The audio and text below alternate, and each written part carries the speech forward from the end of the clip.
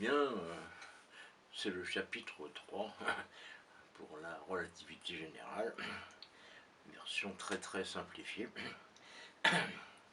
Donc Einstein en est arrivé au stade de ses réflexions où il comprend que dans le phénomène de la gravitation, tout se passe un peu comme si la Terre accélérait vers le haut sous nos pieds.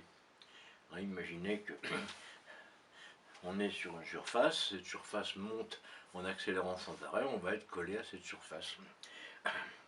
Donc c'est la comparaison qui lui vient à l'esprit, sans que pour autant il comprenne ce qu'on peut tirer de cette hypothèse.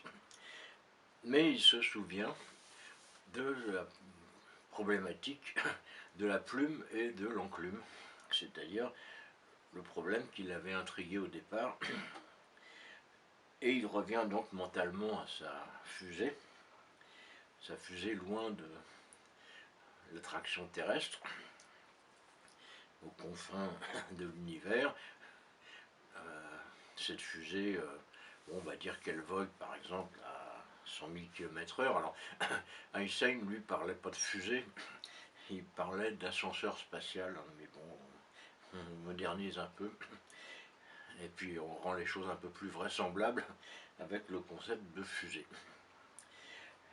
Donc eh bien, notre fusée vogue à, on va dire, 100 000 km/h, pourquoi pas, c'est tout à fait possible, sans accélérer. Donc à l'intérieur on a un bonhomme, on a une plume, on a une enclume. Pourquoi est-ce que notre bonhomme a emporté une plume et une enclume? Eh bien pour faire une expérience de pensée pour le compte d'Einstein. Alors notre fusée comporte de nombreux hublots qu'on puisse regarder dans toutes les directions, et puis un système de sas qui permet de déposer des objets à l'extérieur. On est donc à 100 000 km/h, le bonhomme flotte dans l'air à l'intérieur du cylindre de la fusée, la plume flotte aussi, ce qui est assez normal, mais l'enclume également. Il n'y a pas de phénomène gravitationnel, ni rien qui ressemble. L'homme en profite pour prendre la plume et l'enclume et, en utilisant le sas, les placer juste en face d'un hublot. Alors qu'est-ce qui se passe? Eh bien, la plume et l'enclume n'ont aucune raison de bouger par rapport à la fusée. Elles ont toutes les raisons de bouger en continuant à 100 000 km/h, donc dire qu'elles sont immobiles, c'est complètement idiot, parce qu'à 100 000 km/h on n'est pas immobile, mais on est immobile par rapport à la fusée. Et une heure après, la plume et l'enclume sont toujours en face du hublot, elles n'ont pas bougé d'un centimètre. Puis, le cosmonaute allume le moteur de sa fusée. À nouveau, il lui impulse une accélération de 35 km/h par seconde. Alors qu'est-ce qui va se passer? En gros, la plume et l'enclume vont rester ensemble sur place, pendant que la fusée va s'éloigner de plus en plus vite.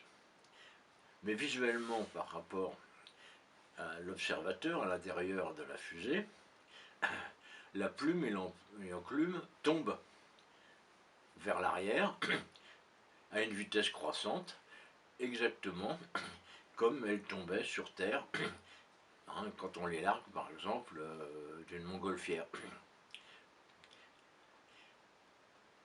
Donc là on a un début d'explication du fait que la plume et l'enclume tombent à la même vitesse, bien qu'étant des objets totalement différents.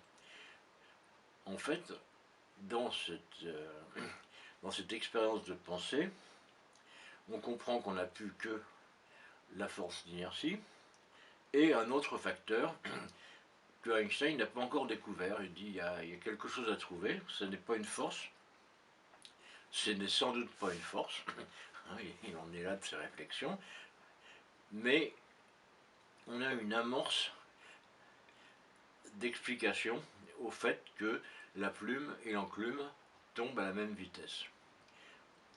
Donc il va creuser dans cette direction et ça fera l'objet du prochain chapitre, le chapitre 4, où on va commencer à parler de courbure de l'espace. You.